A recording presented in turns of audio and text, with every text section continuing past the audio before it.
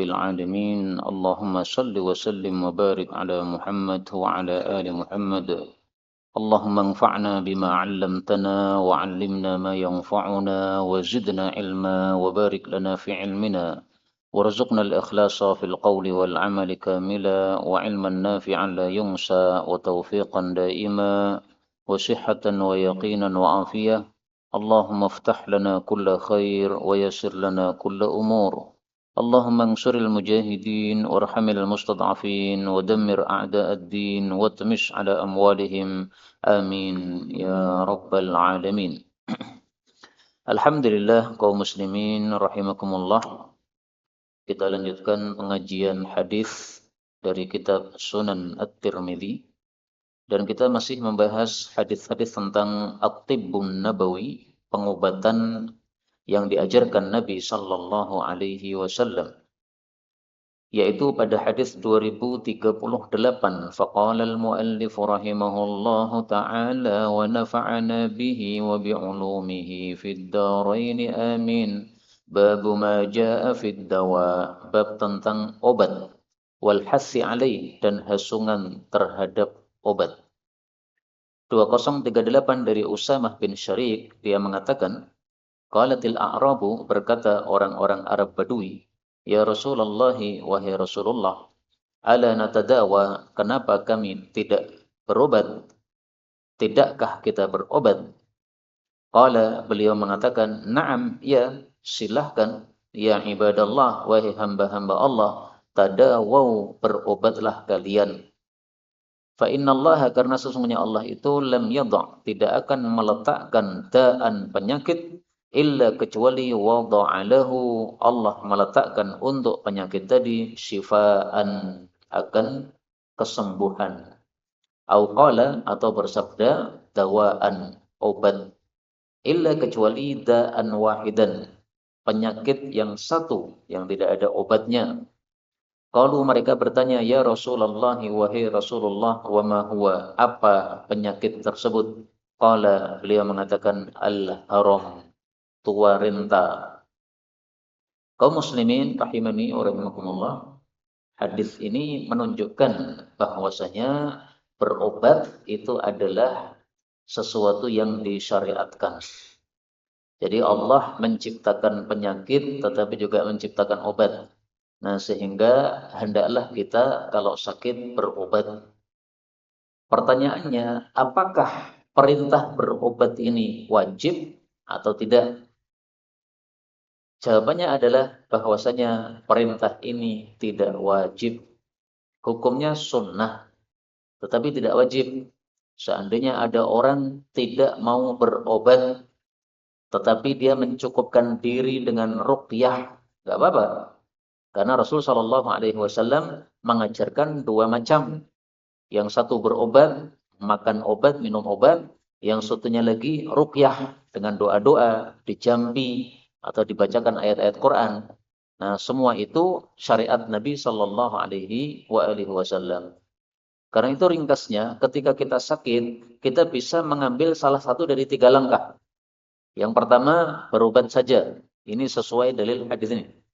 Yang kedua, meruqyah saja, sesuai dengan hadis yang lain tentang ruqyah.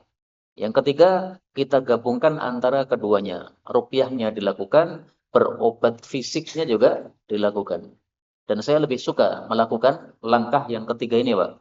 Menggabungkan antara ruqyah dan berobat, sehingga kita melakukan 2 perintah Nabi Sallallahu Alaihi Wasallam sekaligus.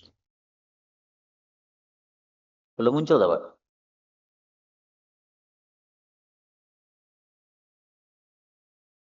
Kok sering bermasalah di sini?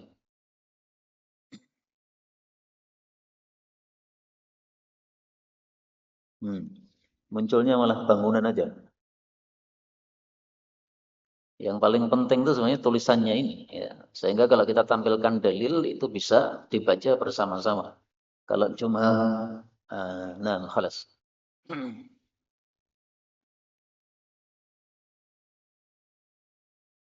Baik, kemudian yang kedua, hadis ini menunjukkan bahwa tua itu tidak akan mungkin berubah menjadi muda lagi. Karena di sini Nabi katakan al-haram, tua itu tidak bisa diobati lagi. Sehingga omong kosong kalau orang mengatakan bahwasanya dengan obat tertentu, dengan krim tertentu, maka orang tua menjadi muda kembali, nggak benar ya. Paling-paling hanya mempoles yang kelihatan keriput jadi tidak kelihatan saja, tapi tidak bisa mengubah menjadi muda lagi. Berikutnya babu majaa, bab tentang ma yut'imul maridu. Ma yut'amu, sesuatu yang yut'amu, diberi makan al maridu, orang sakit itu. Hadis 2039 dari Aisyah radhiyallahu anha, dia mengatakan, "Kana adalah Rasulullah sallallahu alaihi wasallam idza akhadha, apabila menimpa ahlahu, keluarganya, al-wa'aku, demam."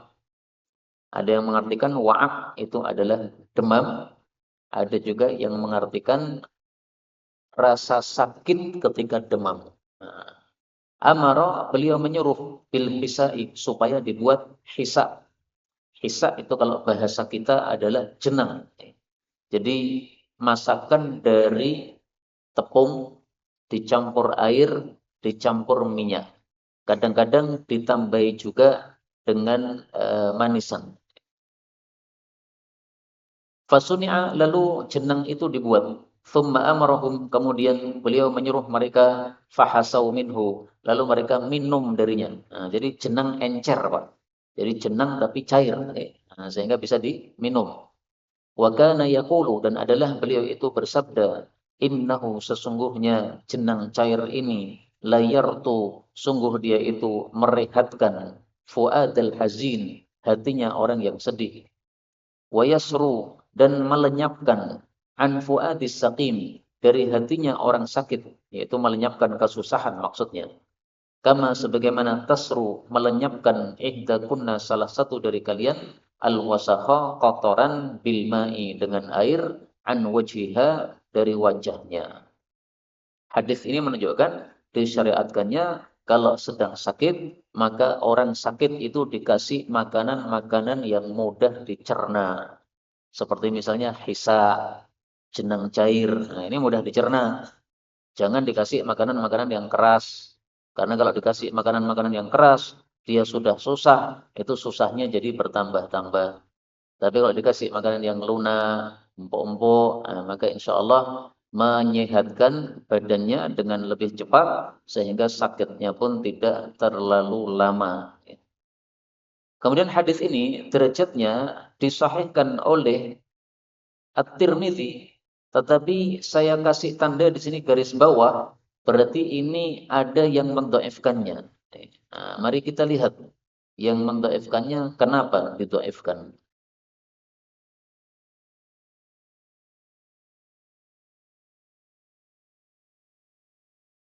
Diriwayatkan juga oleh Ibnu Majah, kata Syekh Al-Albani dhaif. Diriwayatkan juga oleh At-Tirmidzi, kata Syekh Al-Albani dhaif. Nah, sayangnya di sini tidak dijelaskan oleh beliau Syekh Al-Albani kenapa beliau mendhaifkannya. Kita bisa cek pada kitab syarahnya.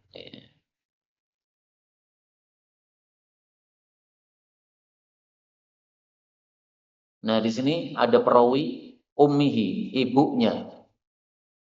Dia adalah Ummu Muhammad. Dia seorang perawi yang makbul. Nah, perawi yang makbul itu termasuk perawi yang tidak sahih hadisnya. Nah, jadi penyebabnya di sini, Pak. Ummihi, ibunya. Makbul itu artinya apa? Makbul itu artinya diterima. Tetapi yang dimaksud adalah dia diterima kalau dia itu disertai oleh orang yang lain yang meriwayatkan bersama dia. Jadi kalau dia meriwayatkan sendiri, maka tidak diterima. Nah, sehingga ringkasnya inilah penyebab bahwasanya hadisnya dinilai dhaif oleh Asy-Syaikh Al-Albani rahimahullahu taala. Hanya saja kita boleh mengikuti pendapat Imam Tirmizi, yaitu yang mensahihkan, sehingga kita sahihkan hadis ini sebagaimana disahihkan oleh Imam Tirmizi, enggak ada masalah ya. Berikutnya babu maja'a, bab tentang la tukrihu, janganlah kalian memaksa mardakum, orang-orang sakit kalian, ala ta'ami, terhadap makanan, wasyarabi, dan minuman. Jadi kadang-kadang orang sakit kita kasih makan tidak mau, Pak. Kita kasih minum tidak mau. Nah, nggak usah bingung, nggak usah dipaksa. Ini dalilnya 2040. Dari Uqbah bin Amir Al-Juhani radhiyallahu anhu, Rasul sallallahu alaihi wasallam bersabda, "La tukrihu, janganlah kalian itu memaksa mardakum, orang-orang sakit kalian, ala ta'ami, terhadap makanan. Fa innallaha, karena sesungguhnya Allah tabaraka wa taala, yut'imuhum, yang memberi makan mereka, wa yasqihim, dan memberi minum mereka." Nah, hadis ini derajatnya hasan meskipun di dalamnya ada rawi bernama Bakar bin Yunus. Bakar bin Yunus ini sebenarnya perawi yang dhaif.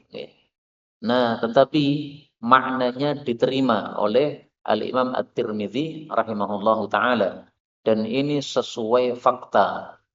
Apa maksudnya sesuai fakta? Orang sakit itu dikasih makan, dikasih minum oleh Allah. Dengan kata lain, dia tidak makan, tidak minum, itu bisa kuat berhari-hari, Pak. Padahal seandainya dia tidak sakit, itu dalam waktu seperti itu nggak mungkin dia bisa meninggalkan makan dan minum. Nah, sehingga yang dimaksud dikasih makan oleh Allah, itu maksudnya dikasih kekuatan oleh Allah yang menggantikan makanan tersebut. Saya ketika di pesantren masih ingat, Pak.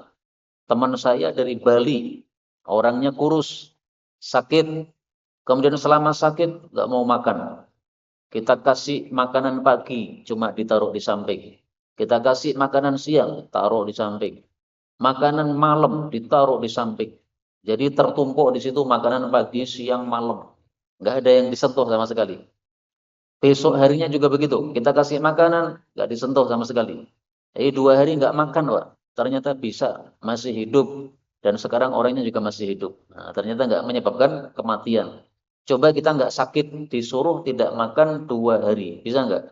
Nggak bisa. Nah, maka hadis ini meskipun sanadnya dhaif, ada rawi bernama Bakar tadi, tetapi maknanya dihasankan oleh At-Tirmidzi, dan ini sesuai fakta yang kita lihat.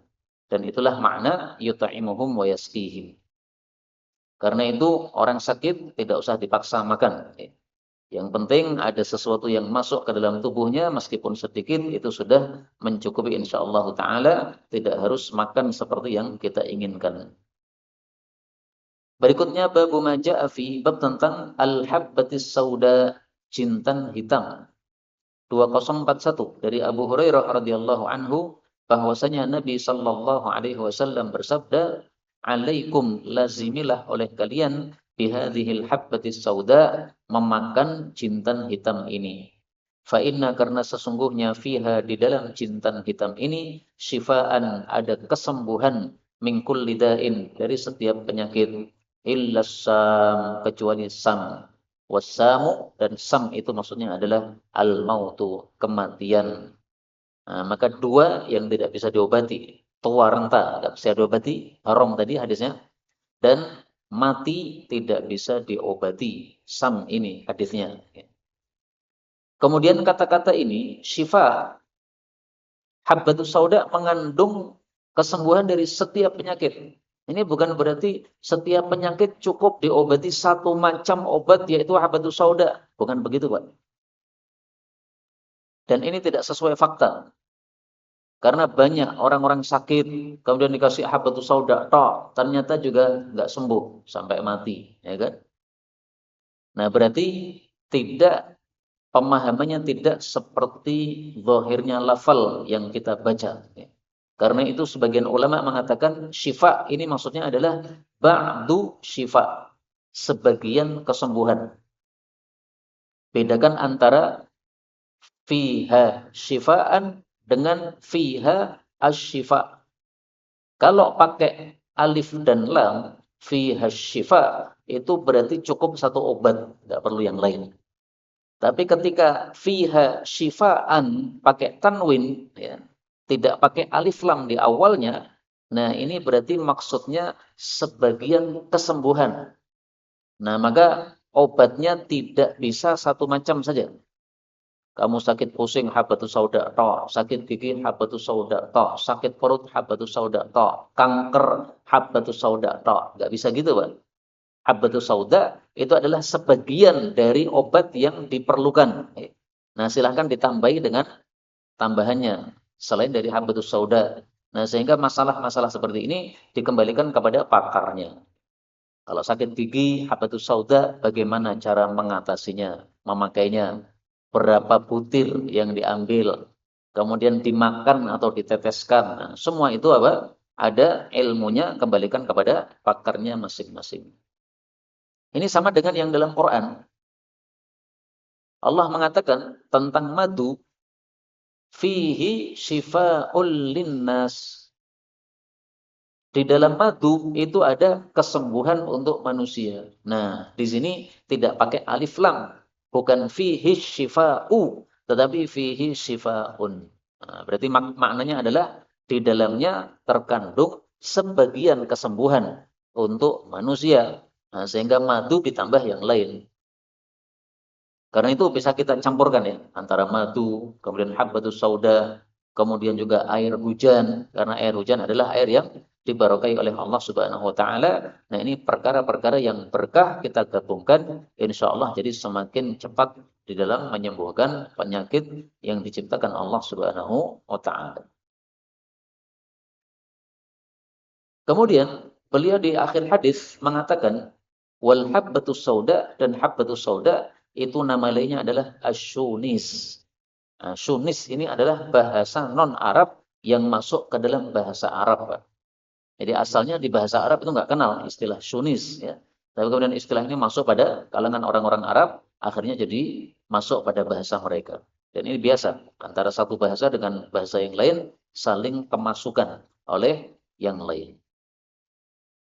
Berikutnya bab maja'a fi, bab tentang syurbi, meminum abwalil ibil, pipis-pipisnya onta. Jadi kalau panjenengan sakit, silahkan pergi ke kandang onta, ambil pipisnya, bismillah, diminum. Bagaimana kalau selain onta, Pak? Nah, kita baca dulu hadisnya 2042 dari Anas radhiyallahu anhu, bahwasanya nasan, beberapa orang, min Urainah, dari suku Urainah, qadimul Madinah, mereka datang ke Madinah, fajtawauha, lalu mereka tidak kerasan di Madinah, alias demam di Madinah. Faba'athahum, lalu mengutus mereka Rasulullah sallallahu alaihi wasallam fi, pada iblis sedekah, onta-onta zakat. Waqala, dan beliau bersabda, ishrabu, silahkan minum, min albaniha, dari susu-susunya onta, wa abwaliha, dan kencing-kencingnya onta. Hadis ini sahih. Dan hadis ini menunjukkan bahwa kencing onta dijadikan sebagai obat, itu tidak kencingnya saja, tapi digabung dengan susu. Makanya Nabi mengatakan, albaniha wa abwaliha, susu dan kencing. Sehingga salah kalau kita hanya ngambil kencing, minum. Salah, Pak. Ya. Kencingnya diambil, susunya pun juga diambil. Terus ketika Nabi menyuruh kencing onta diminum, berarti suci atau najis? Ada dua pendapat. Menurut mayoritas para ulama, karena disuruh untuk minum, berarti suci. Bahkan mayoritas ulama mengatakan binatang itu dibagi dua. Binatang yang haram seperti anjing, kemudian babi dan sebagainya. Nah, ini pipisnya najis. Binatang yang halal seperti ayam, kambing, kemudian apa? Sapi, ini pipisnya suci. Ini pendapat pertama, mayoritas ulama. Pendapat yang kedua, Imam Syafi'i berpendapat kencing onta najis. Lah terus kok boleh diminum? Boleh diminum itu karena kaidah. Kaidahnya mengatakan ad-darurah tubihul mahdurah. Kondisi darurat menyebabkan yang terlarang jadi boleh. Jadi asalnya pipis onta najis, nggak boleh diminum. Karena ini terpaksa untuk pengobatan jadi boleh. Saya memilih pendapat mayoritas ulama, Pak, bahwasanya pipis onta ini adalah suci, bukan najis. Kenapa? Karena dari mana taunya bahwasanya ini darurat? Darurat itu kalau tidak ada yang lain, itu baru darurat, Pak. Madu ada, habbatus sauda ada, susu onta ada yang lain gitu. Nah, kalau ada yang lain berarti nggak darurat. Kalau nggak ada yang lain itu baru darurat. Misalnya ada penyakit baru, ya, sudah diteliti oleh para pakar, ini tidak ada obatnya selain, ya, baru ditemukan cacing misalnya. Nah, udah terpaksa silahkan pakai cacing untuk berobat, karena terpaksa tidak ada obat yang lain. Ya. Tapi seandainya ada obat yang lain sesuai dari pemberitahuan para pakar, maka gunakanlah obat yang lain dan tinggalkanlah obat-obat yang asalnya adalah haram.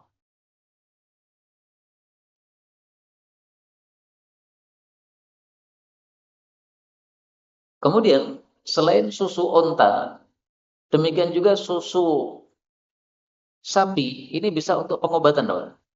Sebagaimana sabda Nabi Shallallahu Alaihi Wasallam, beliau mengatakan, fa innaha tarummu min kulli syajar.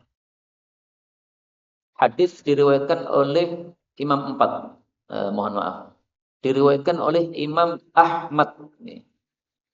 Alaikum bi albanil baqar. Selalulah kalian minum susu sapi. Fa innaha tarumu. Karena sapi itu makan min kulli syajar. Dari setiap pohon.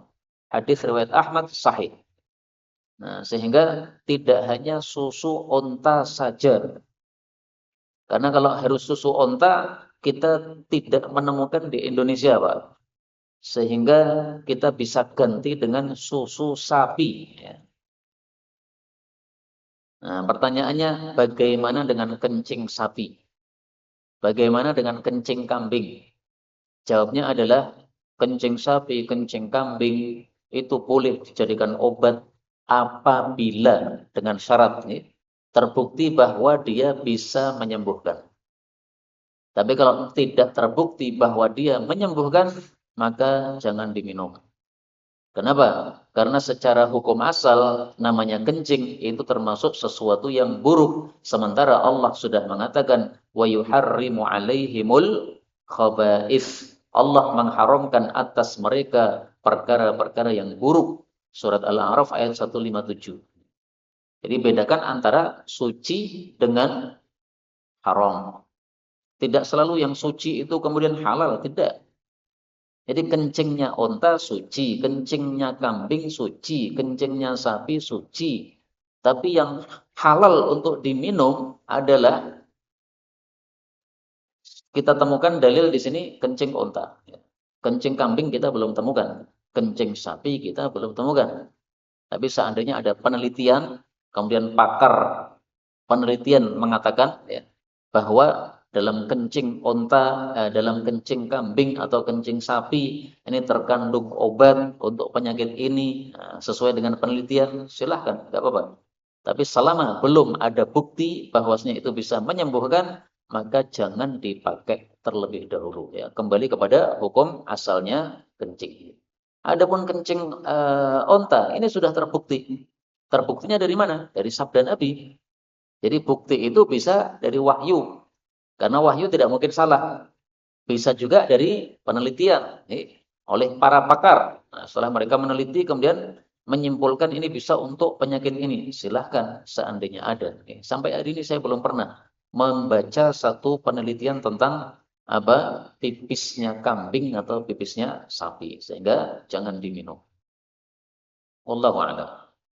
Berikutnya babu maja'a fiman, bab tentang orang yang qatala nafsahu, bunuh diri bisumin dengan racun, misalnya baygon, au ghairi atau selainnya.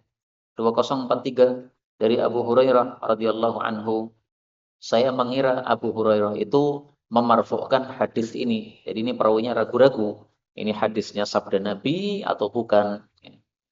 Man qatala barang siapa yang membunuh nafsahu dirinya sendiri bihadidatin dengan senjata tajam, jaa dia datang yaumal qiyamah besok pada hari kiamat, wa hadidatuhu sementara senjata tajamnya fi yadihi di dalam tangannya, yatawajja'u dia menusuk-nusuk biha dengan senjata tajam tadi, fi batnihi di dalam perutnya sendiri, fi nari jahannam di dalam neraka jahannam, khalidan dalam keadaan kekal, mukhalladan dikekalkan, abadan selama-lamanya. Jadi hadis ini menunjukkan al jaza'u min jinsil amal. Balasan disesuaikan dengan perbuatannya. Perbuatannya nusuk diri, maka nanti balasan juga nusuk diri, nusuk diri, nusuk diri terus. Bagaimana kalau dengan racun? Wa man qatala nafsahu bisummin. Dan siapa yang bunuh diri dengan racun, fasummuhu fi yadihi, maka racunnya ada di tangannya, yatahassahu, dia menenggaknya, fi nari jahannam, dalam neraka jahannam, khalidan mukhalladan abadan, kekal dikekalkan selama-lamanya. Muncul pertanyaan, Pak. Katanya yang kekal di neraka itu hanya orang kafir. Lah ini tidak kafir kok kekal di neraka gimana? Jawabannya dua. Jawaban yang pertama, ini berlaku hanya untuk yang menghalalkan perbuatan ini. Dia mengatakan, bunuh diri itu halal. Enggak apa-apa, karena nyawa kita milik kita sendiri. Jadi terserah kita, mau bunuh diri juga boleh. Nah, menghalalkan yang haram, murtad. Kalau murtad berarti kafir. Kalau kafir berarti kekal di neraka. Tapi seandainya ada orang bunuh diri tapi tidak menghalalkan bunuh diri, dia masih meyakini bunuh diri haram. Tapi dia kemudian bunuh diri karena mumet mikir utang, supaya dia apa? Tidak mikir utang lagi, akhirnya bunuh diri. Nah, orang seperti ini tidak kekal di neraka. Tafsiran yang kedua atau jawaban yang kedua, bahwasanya yang dimaksud kekal ini adalah lama di dalam neraka. Jadi bukan betul-betul kekal. Paham ya? Jadi mirip kekal. Nah, maka istilahnya apa? Istilahnya adalah mubalaghah. Mubalaghah itu enggak harus betul-betul, Pak. Misalnya kita mengatakan wis ping 50 buntet, apakah harus 50 kali? Tidak. Kampung 1000, apakah jumlahnya harus 1000? Enggak. Kerojokan 1000, apakah jumlahnya harus 1000? Enggak, ya. Itu namanya mubalaghah, ya. Enggak ada masalah begitu. Berikutnya 2044 dari Abu Hurairah radhiyallahu anhu, bahwasanya Rasulullah sallallahu alaihi wasallam bersabda, "Man qatala nafsahu, barang siapa yang bunuh diri bi hadidatin, dengan senjata tajam, fahadidatuhu, maka senjata tajamnya fi yadihi, di tangannya, yatawajja'u biha, dia menusuk-nusuk dengan senjata itu, fi batnih, dalam perutnya, fi nari jahannam, dalam neraka jahannam, khalidan mukhalladan fiha abadan, kekal dikekalkan di dalamnya selama-lamanya. Wa man qatala nafsahu bisummin, barang siapa yang bunuh diri dengan racun, fasummuhu fi yadihi, maka racunnya di tangannya, yatahassahu fi nari jahannam, dia akan menenggaknya dalam neraka jahannam, khalidan mukhalladan fiha abadan, kekal dikekalkan di dalamnya selama-lamanya. Masih ada satu lagi, Pak. Wa man taradda, dan barang siapa yang menjatuhkan diri, min jabal, dari gunung, faqatala nafsahu, lalu dia bunuh diri, fahuwa yataradda, maka dia akan menjatuhkan diri, fi nari jahannam, di dalam neraka jahannam, khalidan mukhalladan fiha abadan, kekal dikekalkan di dalamnya selama-lamanya. Nah, berarti ada tiga yang disebutkan Nabi, ya. Yang pertama adalah hadidah, senjata tajam. Yang kedua adalah summun, yaitu racun. Yang ketiga adalah menjatuhkan diri. Dan ini semuanya hanya contoh-contoh. Tidak harus tiga macam ini. Pembunuhan dengan cara apapun. Bunuh diri dengan gantung. Nah, maka nanti di akhirat dia akan apa? Gantung diri di neraka selama-lamanya. Na'udzubillahi min syarri dzalik. Kemudian di sini Imam Tirmizi mengatakan bahwasanya hadis ini lebih sahih daripada yang pertama. Artinya yang isinya 3 ini lebih sahih daripada yang isinya 2 di atasnya tadi. Karena yang hadis sebelumnya tadi kan isinya 2 kan, yaitu hanya senjata tajam sama racun saja. Yang menjerumuskan diri, menjatuhkan diri tidak disebutkan. Demikian juga yang di atasnya tadi perawinya ragu-ragu, arahu rafa'ahu. Nah, dia ragu-ragu apakah ini perkataan Abu Hurairah atau sabda Nabi. Sementara yang setelahnya ini tidak ragu-ragu, ya, langsung mengatakan ini adalah sabda Nabi sallallahu alaihi wasallam. Nah, yang langsung mengatakan ini sabda Nabi ini sahih, lebih sahih daripada yang sebelumnya tadi. Kemudian Imam Tirmidzi menyebutkan jalur yang lain sama-sama dari Abu Hurairah, dari Nabi sallallahu alaihi wasallam bersabda, "Man qatala nafsahu," barang siapa yang bunuh diri bisummin, dengan racun, maka udziba fi nari jahannam, dia pasti disiksa di dalam neraka jahanam. Titik. Walam yadhkur fihi, dia tidak menyebutkan dalam hadis ini khalidan mukhalladan fiha abadan. Kekal enggak disebutkan. Berarti enggak kekal, Pak. Kemudian kata Imam Tirmidzi, wa hadza ashah, dan yang tidak menyebutkan kata-kata kekal ini lebih sahih. Li'anna riwayat, karena riwayat-riwayat innama taji'u, tiada lain yaitu datang menjelaskan bi anna ahlat tauhid, bahwasanya orang-orang yang masih memiliki tauhid, yang tidak kafir, yu'adzabuna finnar, mereka akan disiksa di neraka, thumma yukhrajuna minha, lalu mereka dikeluarkan dari neraka. Walam yadhkur, dan tidak walam yudhkar, dan tidak disebutkan annahum yukhalladuna fiha, bahwasanya mereka dikekalkan padanya. Nah, sehingga ringkasnya menurut Imam Tirmidzi, dua hadis ini, yang satunya menyebutkan kekal, yang satunya tidak menyebutkan kekal, yang lebih sahih adalah yang tidak menyebutkan kekal. Kenapa? Karena kalau menyebutkan kekal bertentangan dengan kaidah asal tadi, yang kekal hanya orang kafir, yang tidak kafir tidak kekal. Lah ini cuma minum minuman keras, minum racun sampai mati, bunuh diri, kan tidak sampai kafir. Kok bisa kekal? Gimana? Nah, tapi sudah saya jawab tadi ya dengan dua jawaban. Jawaban pertama, seandainya dimaknai kekal, maka ini untuk orang-orang yang menghalalkan yang haram, menghalalkan bunuh diri. Tapi kalau kita tidak mengartikan kekal, hanya lama, ya sudah, itu sudah tidak bertentangan dengan hadis-hadis atau dalil-dalil yang lain. Dan dari sini kita ketahui bahwa salah satu cara memahami hadis-hadis Nabi Shallallahu Alaihi Wasallam itu adalah gabungkan dengan dalil yang lain, Pak. Kalau ada satu hadis, kemudian bertentangan dengan dalil yang lain yang lebih kuat, nah itu tanda-tanda hadis tersebut ada masalah. Karena kalau hadisnya sahih, tidak mungkin bertentangan dengan Quran, tidak mungkin bertentangan dengan hadis yang lebih kuat lagi. Nah, makanya Imam Tirmidzi di sini memilih riwayat yang terakhir, yaitu yang tidak menyebutkan kata-kata kekal. Dan dari sini pula kita tahu bahwasanya salah satu metodenya Imam Tirmidzi adalah kadang-kadang menyebutkan hadis yang beliau anggap tidak sahih di awal. Terus hadis yang paling sahih di akhir. Jadi kalau ada beberapa hadis yang berbeda-beda, nah, maka pedomannya adalah yang paling terakhir. Jadi seperti lakon keri dewi, maka disebutkan terakhir. Dan ini teori seperti ini kita temukan juga dalam Sahih Muslim. Dalam Sahih Muslim, Imam Muslim menyebutkan 4 hadis tentang larangan wanita bersafar. Pertama mengatakan wanita safar 3 hari tanpa mahram tidak boleh. Kedua, wanita safar 2 hari tanpa mahram tidak boleh. Ketiga, wanita safar 1 hari tanpa mahram tidak boleh. Keempat, wanita safar tidak disebutkan hari, ya. 1, 2, 3 enggak disebutkan. Wanita safar tanpa mahram tidak boleh. Nah, maka kata para ulama, Imam Muslim maksudnya adalah bahwa safar apapun tidak boleh wanita tanpa mahram. Mau 1 hari, mau 2 hari, mau 3 hari, mau kurang daripada itu, sama hukumnya. Nah, sehingga beliau kasih yang terakhir itu sebagai pedoman. Ini hadis beraneka ragam, yang jadi pedoman adalah yang terakhir. Jelas nih? Berikutnya 45. Dari Abu Hurairah radhiyallahu anhu, dia berkata, "Naha, telah melarang Rasulullah sallallahu alaihi wasallam anid dawai, dari obat al-khabith yang jelek."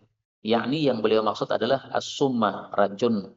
Nah, jadi tidak boleh kita itu berobat dengan obat-obat yang mematikan, racun dan sebagainya. Nah, kata orang ini racun kalau diminum malah sembuh. Nah, enggak benar.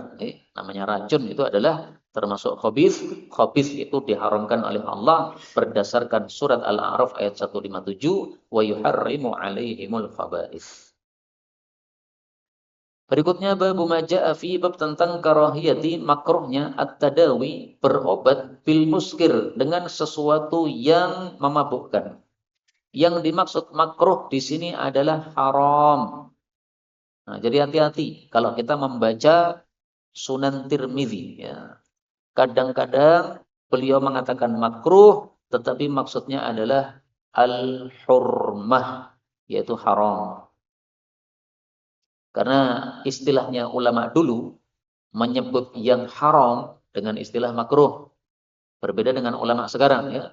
Namanya haram ya haram, yang dosa kalau dilakukan. Kalau makruh itu tidak sampai kepada dosa.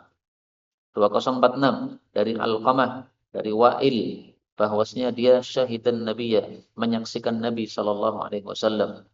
Wa sa'alahu bertanya kepada Nabi Suwaid bin Tariq atau Tariq bin Suwaid. Nah, ini rawinya ragu-ragu. Bertanya tentang apa? Anil khamri, tentang minuman keras. Fanahahu anhu, maka Nabi melarang dari minuman keras. Faqala, maka dia masih mengatakan lagi, inna natadawa biha. Sesungguhnya kami ini berobat dengan minuman keras. Maka Rasul sallallahu alaihi wasallam bersabda, innaha laysat, sesungguhnya minuman keras itu bukanlah bidawain obat, walakinnaha da'un, akan tetapi minuman keras adalah penyakit. Dari hadis ini diambil pelajaran bahwa yang memabukkan seperti minuman keras tidak boleh dijadikan sebagai obat. Dan sesuatu yang memabukkan ini tidak harus cair, Pak. Kalau minuman keras kan cair, ciu kan cair. Tapi yang tidak cair pun hukumnya sama, seperti ganja dan sebagainya. Nah, itu hukumnya adalah karena dia itu seperti minuman keras, yaitu melenyapkan akal, maka tidak boleh digunakan untuk berobat. Kemudian kita temukan hadis yang menunjukkan bahwa obat itu tidak boleh dari yang haram. Fima harrama. Innallaha ta'ala, sesungguhnya Allah Ta'ala lam yaj'al shifa'akum, tidak akan meletakkan kesembuhan kalian fima harrama alaikum, pada perkara yang diharamkan oleh Allah Subhanahu wa taala. Minuman keras haram. Nah, tidak mungkin kesembuhan didapat dari minuman keras. Tidak mungkin. Ini hadisnya derajatnya dhaif, riwayat Tabarani, tetapi maknanya sahih karena sesuai dengan hadis yang sedang kita baca ini. Ya. Jadi kadang-kadang begitu Pak. Hadisnya sanadnya dhaif, tapi maknanya sahih. Sesuatu yang haram, tidak bisa untuk obat. Nah, itu dhaif hadisnya, tetapi semakna dengan hadis masalah minuman keras ini. Berikutnya bab maja'a fi bab tentang as-sa'uti, sa'ud wa ghairihi dan lainnya. Sa'ud itu kalau bahasa Indonesianya adalah kurah. Kurah itu ada dua macam. Ada yang diteteskan di hidung, kurah hidung. Ada yang diteteskan di mulut, kurah mulut. Nah, sa'ud itu adalah kurah diteteskan di hidung. Kalau diteteskan di mulut, namanya nanti berubah ya, lain lagi. Nah, kita baca dulu hadisnya 2047. Dari Ibnu Abbas radhiyallahu anhuma, Rasul sallallahu alaihi wasallam bersabda, "Inna, sesungguhnya khaira, sebaik-baik ma tadawaitum bihi, sesuatu yang kalian berobat dengannya adalah as-sa'utu, gurah hidung, wal ladudu dan gurah mulut, wal hijamatu dan bekam, wal masyiyu dan masyi." Apa itu masyi? Masyi itu adalah obat untuk mengencerkan apa yang ada dalam perut kita. Jadi misalnya orang susah untuk BAB, nah, maka yang ada dalam perut bagaimana caranya? Supaya dibuat encer, supaya mudah keluar. Istilahnya apa terserah. Pokoknya kalau dalam bahasa Arab namanya masyi. Diambil dari kata-kata masya yamshi, berjalan. Karena setelah kita minum obat itu, akhirnya kita bolak-balik mondar-mandir ke kamar kecil. Karena mau BAB terus. Karena yang asalnya susah BAB kemudian menjadi encer, menjadi mudah untuk keluar. Nah, ini hadisnya derajatnya didhaifkan oleh Asy-Syaikh Al-Albani rahimahullahu taala. Kemudian kisahnya, falamma maka tatkala ishtaka sakit Rasulullah sallallahu alaihi wasallam laddahu, menggurah mulut beliau, ashabuhu, sahabat-sahabat beliau. Falamma faraghu, maka tatkala mereka selesai, qala, beliau bersabda, ludduhum, gurahlah mereka semua. Maksudnya disuruh dibalas. Qala, rawi mengatakan faluddu, maka semua mereka digurah. Kulluhum, semua mereka, ghairal Abbas, selain Abbas. Kalau guru saya dulu mengartikan ledut, itu dicekoi, Pak. Jadi obatnya dipaksakan, dicekokkan pada mulut. Jadi kalau dicekokkan pada hidung namanya sa'ud. Kalau pada mulut namanya ladud. Nah, waktu itu kisahnya Nabi sedang sakit. Kemudian dibawakan obat. Kemudian beliau disuruh atau dipersilahkan minum obat. Beliau mengatakan enggak mau. Nah, sebagian sahabat itu ngeyel, Pak. Ini Nabi sedang sakit, tidak mau obat. Mestinya orang sakit itu berobat. Tapi namanya orang sakit, seringkali tidak mau minum obat. Sehingga dipaksa saja. Nah, jadi mereka kemudian akhirnya ambil obatnya, kemudian dimasukkan pada mulut Nabi SAW. Nabi marah, Pak. Kalian sudah saya larang, jangan mencekok saya, masih nekat. Ayo sekarang semuanya nyekoi sesama masing-masing. Luduhum. Nah, tadi yang nyekoi tadi berapa orang? 10 orang, nah, semuanya dicokokkan pada mulutnya. Karena itu dari sini kita ambil pelajaran bahwa kalau ada orang berbuat dolim, 10 orang mendolimi satu orang, maka yang dikisos 10 orang ini semuanya. Satu orang dikamplengi oleh 10 orang. Ngamplenginya dolim. Nah, maka yang dosa 10 orang ini semuanya. Nanti dikisos 10 orang ini semuanya. Dan ini cerita yang kita baca di akhir hadis ini ceritanya sahih. Karena kita temukan dalam Sahihul Bukhari dan Sahihu Muslim. Saya tampilkan ceritanya. Rasul Shallallahu Alaihi Wasallam berisyarat, la taludduni, jangan mencekok saya. Maka para sahabat mengatakan, ini karena sakit, maka tidak suka obat. Akhirnya dipaksa saja. Nah, begitu beliau siuman, sadar dari sakitnya, maka beliau mengatakan, bukankah sudah saya larang kalian untuk mencekok saya? Maka mereka menjawab, itu biasanya karena sakit sehingga tidak mau obat, kita paksa. Maka Rasulullah mengatakan, tidaklah tersisa seorang pun di dalam rumah ini kecuali harus dicekok dan saya melihat. Jadi maksudnya apa? Sekarang silahkan dibalas nih orang-orang yang tadi mencekok saya. Saya harus lihat semuanya sudah dicekok, dibalas nih. Kecuali Abbas, karena Abbas waktu itu tidak ikut hadir. Nah, jadi Abbas datangnya terlambat, Pak. Nyekoki Nabi sudah selesai, kemudian Abbas baru datang. Sehingga beliau tidak dihukum. Semua selain Abbas dihukum oleh Nabi, dicekok semua. Kenapa? Karena mereka bersekongkol untuk mencekok Nabi Sallallahu Alaihi Wasallam. Muncul pertanyaan, kenapa para sahabat nekat mencekok Nabi? Ini jangan dianggap mereka kurang ajar, kurang adab sama Nabi, bukan. Tapi saking cintanya mereka kepada Nabi.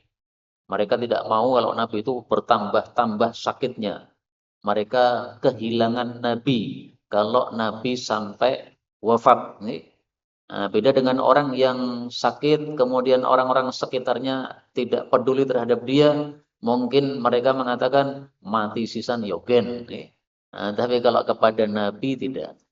Jadi mereka paksakan obat kepada Nabi. Itu bukan karena kurang ajar, bukan, Pak. Ini orang-orang Syiah yang sesat. Itu kalau membaca hadis-hadis begini, mereka pasti menafsirkan dengan tafsiran yang jelek.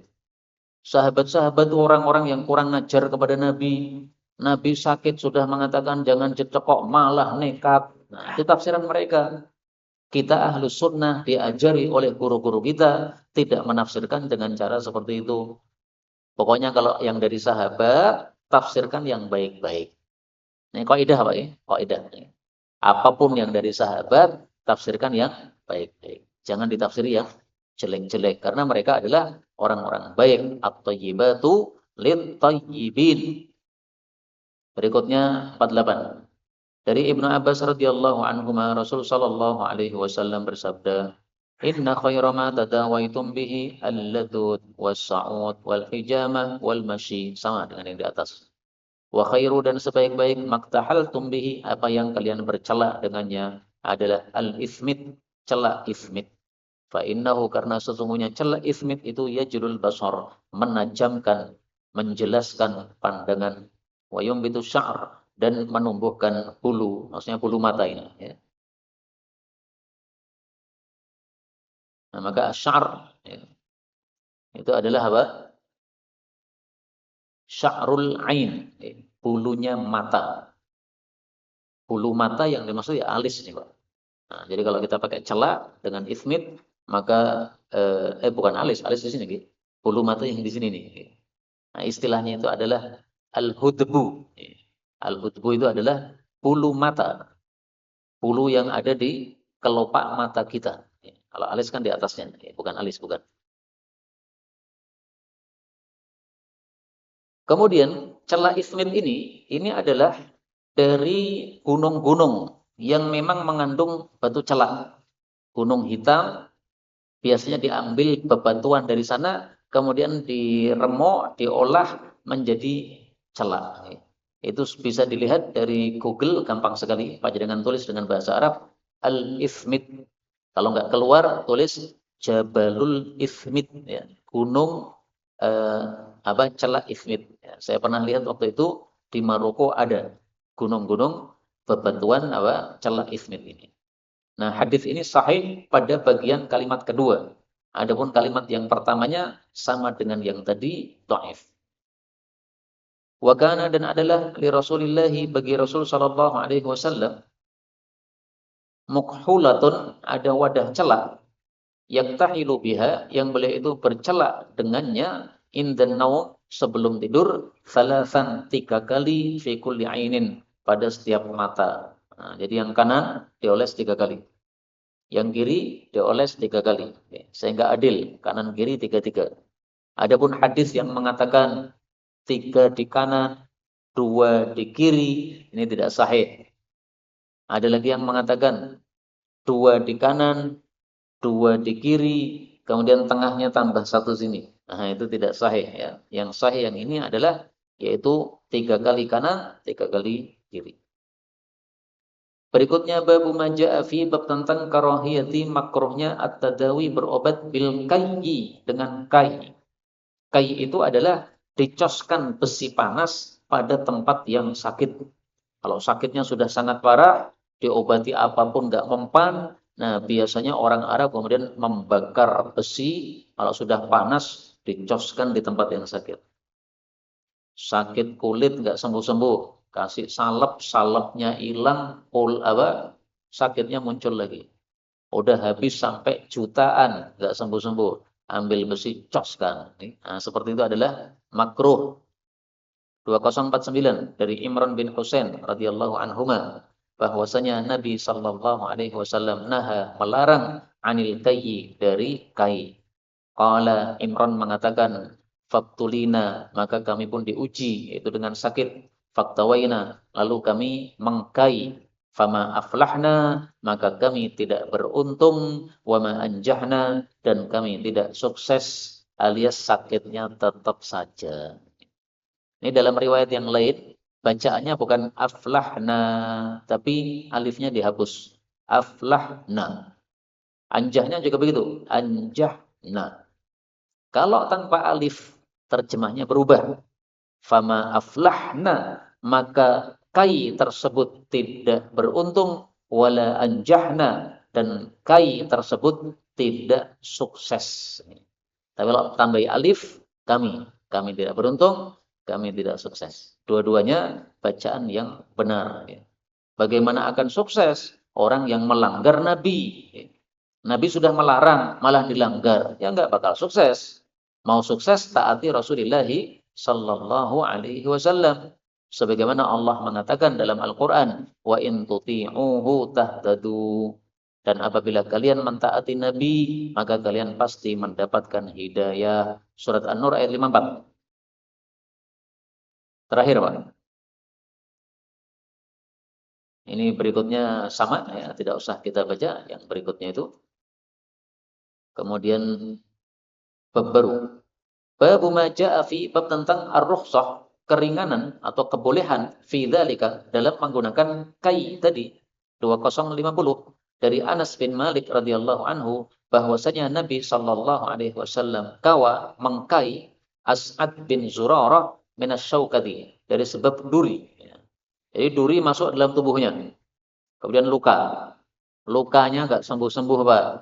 Akhirnya oleh Nabi diambil besi panas dicoskan. Nah, padahal Nabi melarang, tapi kemudian beliau melakukan. Berarti apa?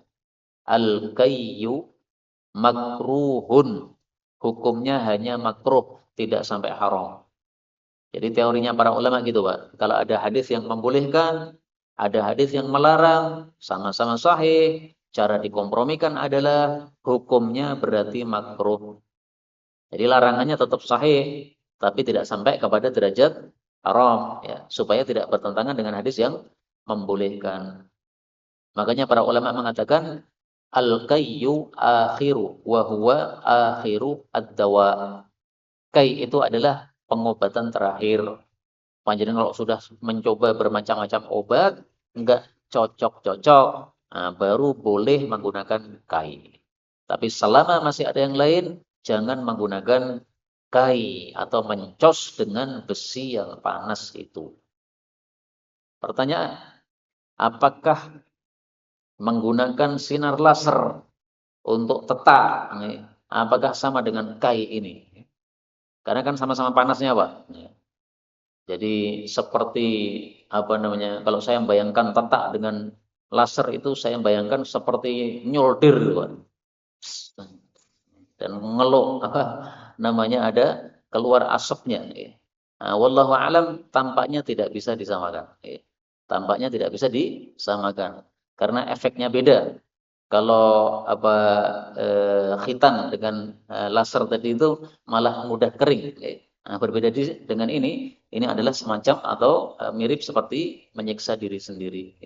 Wallahu a'lam bishawab. Ini yang dapat kita pelajari, betulnya dari Allah. Kalaupun ada salahnya, fa astaghfirullahal azim li wa lakum, walhamdulillahi rabbil alamin.